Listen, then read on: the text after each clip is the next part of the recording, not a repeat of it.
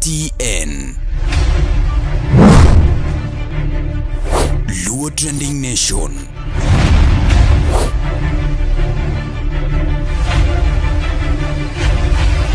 Mopandi inyenyo elela.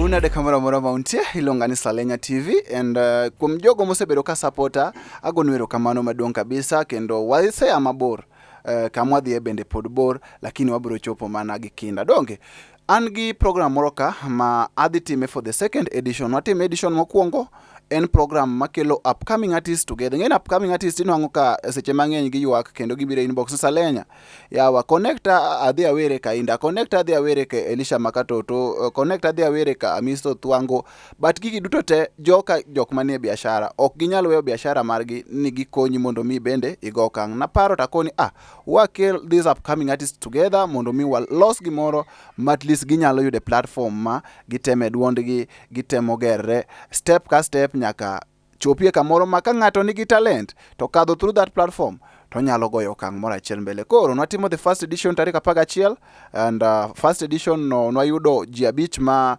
notemo dhira ahinya yor ndiko yor wer gimoro amora ma jogi nwa miyo free audio production courtesy of our studios and the sponsors manwango, that is Utawala Studio, Kidoja Ugana, Wema Records, Echo Drift, Wangarot Events. Kendo nwatimo makare kanyo thumbe gidhi wuok tarik 4.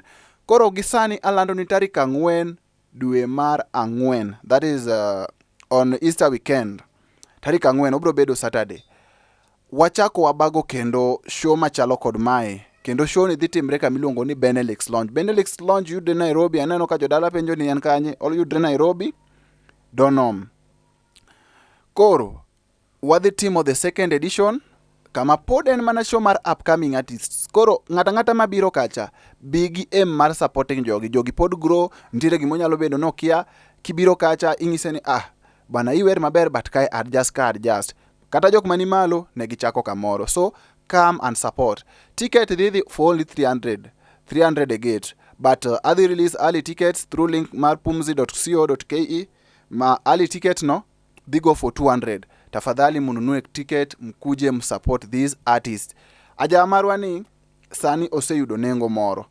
Kwa make together mwa supporte to brogoyo kang moro maduong. So arwako udro te budho tarik 4 dwe mar 4 Benelix Lounge. Kama wadhi time the second edition mar show marwa miluongo ni Ajawa New School. Ajawa New School is the platform for the next generation. Otherwise, adona gone erokamano Omari Nash kod LTN momiyo wang' jowi makoro wawuoye kod ukaeni kendo wachni kiyude chopene jomoko ma poko yude. Ishare to chopo malach, umbe chopo malach twarado tarik 4. Salenya TV. Erokamano.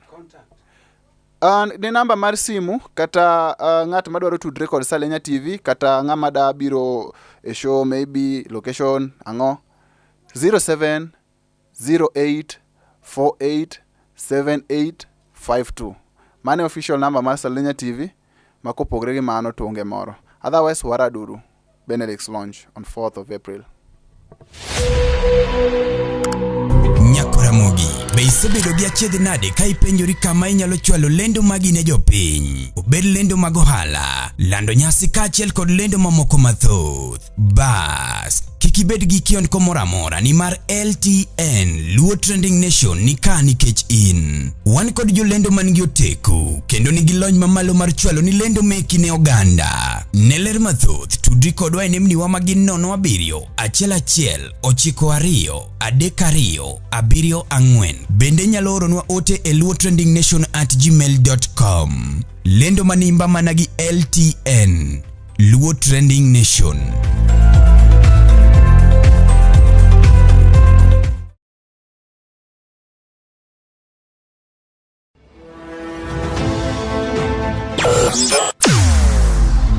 Weche mopondo, weche mopandi, inyenyo elela. Kineno ko kuo matiende ni onge. Isebe. ne sigana mamulongimani sigand joluo joajawa.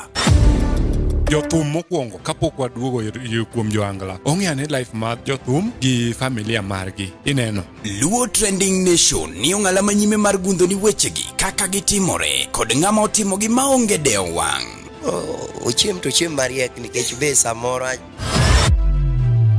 Tudri kodwa seche duto, ndalo duto, kinde duto e tong wang' mbui mar YouTube, TikTok, Facebook mondo yudu wechegi kamora mora maintie mana kar bedo.